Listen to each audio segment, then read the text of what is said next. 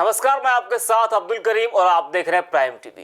Bulletin की शुरुआत करते हैं। रामपुर से सपा सांसद आजम खान के करीबी पूर्व सीओ सिटी आले हसन को सिविल लाइन पुलिस ने कलेक्ट्रेट परिसर से गिरफ्तार कर लिया है। वो कोर्ट में हाजिर होने जा रहे थे, तभी पुलिस ने उन्हें गिरफ्तार किया है। बता दें कि हसन पर सपा सरकार में उत्पीड़न, लूटपाट, तोड़फोड़, जमीनों पर कब्जे जैसे 50 से ज्यादा मुकदमे दर्ज है। शाहजहांपुर के थाना खुटार क्षेत्र में भूमाफियाओं के खौफ से रौतापुर कला गांव की प्रधान अपने परिवार के साथ गांव से पलायन कर गई। बताया जा रहा है कि प्रधान ने राजस्व कर्मियों की मदद से भूमाफियाओं से जमीन कब्जा मुक्त करवाकर जिला प्रशासन के हवाले कर दी थी, जिसके बाद से भूमाफिया ग्राम प्रधान और उसके परिवार की हत्या करवाने की धमकी दे रहे थे। वहीं पुलिस प्रशासन का कोई भी अधिकारी इस मामले में कुछ भी बोलने से इनकार कर रहा है। ढाका के 9 लोग जिनके पास 55 एकड़ ज़मीन है, ठीक है, ज़मीन उनकी जोत दी गई। अब उनके पास ज़मीन नहीं रही। अब वो गांव के हमारे विरोधियों से मिलकर के हमारे खिलाफ षड्यंत्र रच रहे, रोज़ हमारी शिकायत कर रहे, फर्जी शिकायत कर रहे, फर्जी बातें कर रहे। कोई कह रहा हम इन्हें 376 में जेल भिजवा देंगे, कोई कह रहा 302 में जेल भिजवा देंगे, कोई कुछ कह रहा, कोई कुछ कह रहा। तो ये इससे बढ़िया यही है कि हम अपनी जान बचाने के लिए यहाँ भाग जाए। नहीं, कोई अधिकारी नहीं। एसडीएम साहब से हमने परसों बात करने, उन्हें अपनी दिल की बात बताने के लिए हमने कहा एकांत में हमारी बात सुन लो। उन्होंने कहा अकेले में नहीं मिला जाता है, आप सबके सामने बात करिए। सबके सामने हम क्या बता पाएंगे कि कौन हमें घेर रहा, कौन हमें मार रहा, कौन हमें कर रहा। अब इन सब का सरगना जो है वो पुवाए में एक राजकीय महाविद्यालय गन्ना किसान डिग्री कॉलेज है, वहाँ का बाबू जिसने 36 लाख रुपए का गबन किया था, 7 महीने वो जेल रहा, हाई कोर्ट से जमानत पे छूटा है।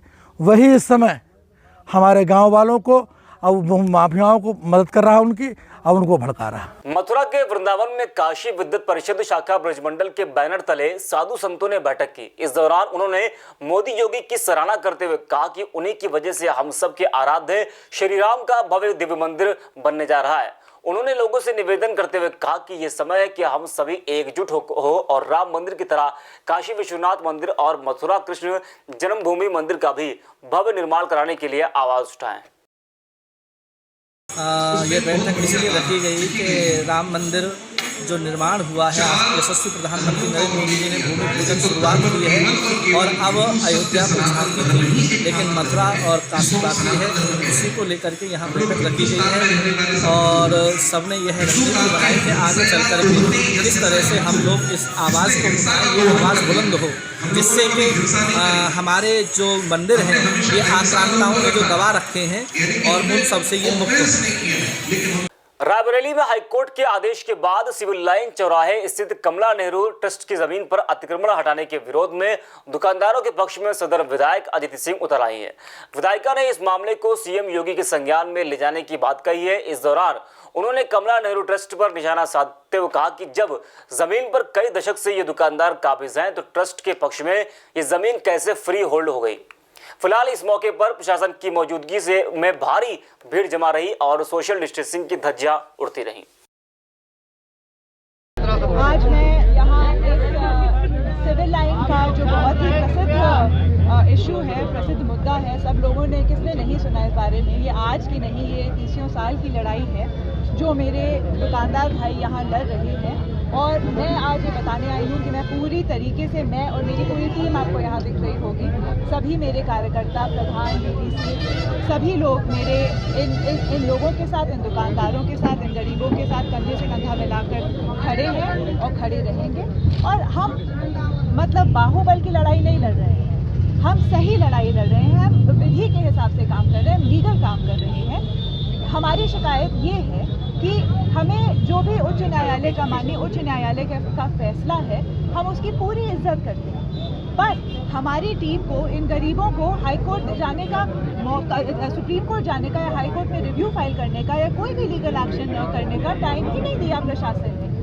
बस्ती के कोटवा भरतपुर गांव में एक युवक को प्रधान के खिलाफ शिकायत करना भारी पड़ गया। दरअसल बीते दिनों युवक ने प्रधान द्वारा किए जा रहे घोटाले की शिकायत आला अधिकारियों से की थी, जिसके बाद गुस्साए प्रधान ने युवक के स्कूल में घुसकर उस पर जानलेवा हमला कर दिया, जिससे वो गंभीर रूप से घायल हो गया। वहीं मौके पर पहुंची पुलिस ने घायल को अस्पताल में भर्ती कराया और उसकी तहरीर पर प्रधान को गिरफ्तार कर लिया गया है। बुलंदशहर के खुर्जा देहात थाना क्षेत्र में दो बेटों ने अपने पिता की गला दबाकर हत्या कर दी और शव उपलों में छुपाकर अंतिम संस्कार करने की कोशिश की, लेकिन तभी दो राहगीरों ने संदिग्ध हालातों में शव को जलता देख घटना की सूचना पुलिस को दी।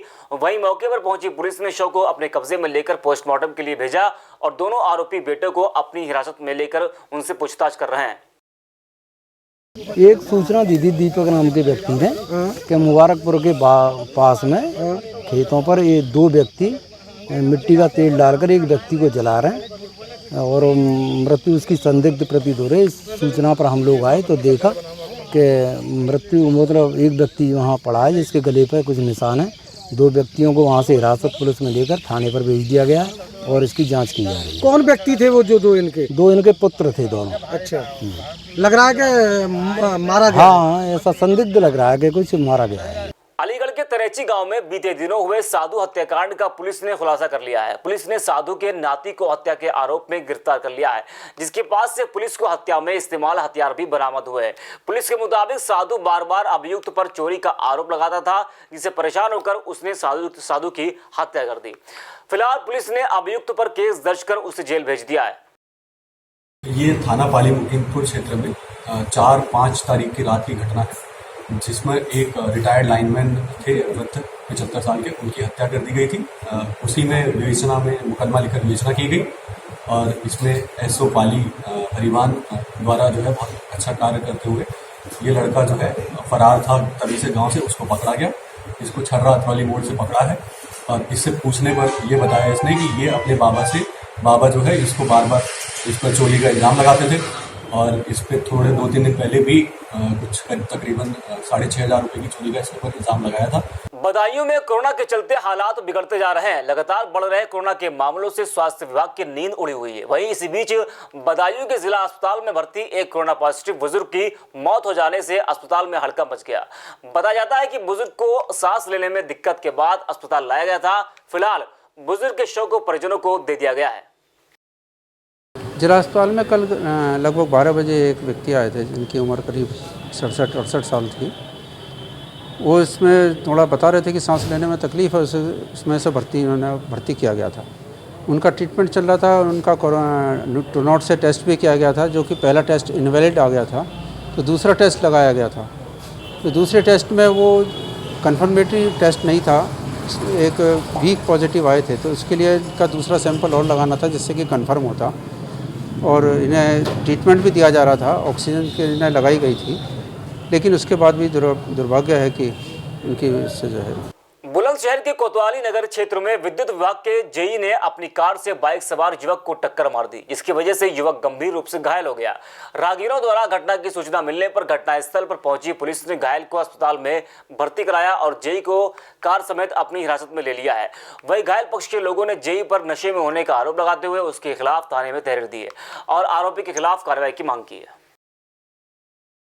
फतेहपुर के हुसैनगंज थाना क्षेत्र में बीती शाम पुराने कच्चे मकान पर कब्जे को लेकर दो पक्षों के बीच विवाद हो गया। विवाद इतना बढ़ गया कि दोनों पक्षों ने एक दूसरे पर लाठी डंडे बरसा दिए, जिसमें एक व्यक्ति की मौत हो गई जबकि कई लोग घायल हो गए। वहीं इस घटना की जानकारी मृतक के भतीजे ने पुलिस को दी, जिसके बाद पुलिस ने घायलों को अस्पताल में भर्ती कराया और मामले में कार्रवाई करते हुए 8 लोगों के खिलाफ मुकदमा दर्ज कर लिया है। हुसैनगंज थाने में गोपीपुर गांव पड़ता है, जहां के रहने वाले विनोद कुमार ने थाना हुसैनगंज पर लिखित तहरीर दिया था कि उनके पड़ोसी बुद्धिलाल की लड़की, जिसकी उम्र करीब 9 वर्ष है, रास्ते से होकर के जा रही थी। रास्ते से जाने के विवाद को लेकर के दोनों पक्षों में मारपीट हो गई। बुद्धिलाल आज ने अपने परिवार के लोगों के साथ मिलकर विनोद कुमार और उनके चाचा और उनके परिवार के लोगों के साथ लाठी डंडे और कुल्हाड़ी आदि से मारपीट किया।